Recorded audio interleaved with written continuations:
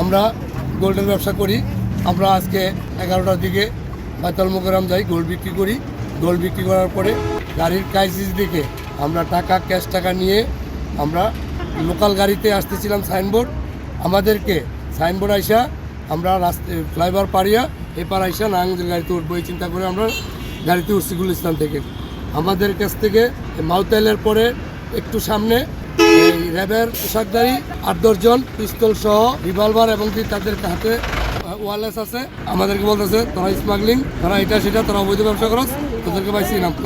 অনেক চেষ্টা করছি টাকার জন্য, পারি নাই। পিস্তল ঠেকাইয়া আমাদেরকে হ্যান্ডকাপ পরে গাড়িতে উঠাইছে। উঠাই আমাদের চোখ বাঁধছে, হাত বাঁধছে, আমাদেরকে অনেক মারধর করছে। আমার ভাগিনা দেখে কি করছে, মাইরা আবারও মারছে। আমার অবস্থা এই যে আমার চশমা, এই যে এই গামছাগুলো দিয়ে আমাদের হাত বাঁধছে, এই গামছা দিয়ে আমাদের হাত বাঁধছে, মুখ বাঁধছে, এই গামছাতে হাত বাঁধছে, মুখ বাঁধছে। আমাদেরকে বাইন্দা আমাদেরকে এখানে এই জাত বান্ধা, তারপরে আমাদের আশেপাশের লোক আসা আমাদের চোখ বাঁধ খোলার পরে আমরা চোখে কিছু দেখতে পাই না। তখন জিজ্ঞাসা করলাম পার্শ্ববর্তী লোকেদেরকে জায়গাটা কোথায়, তখন ওনারা বললো যে নাঙ্গলবন ব্রিজের তো নিচে। তখন আশেপাশের লোকের সহায়তা নেই।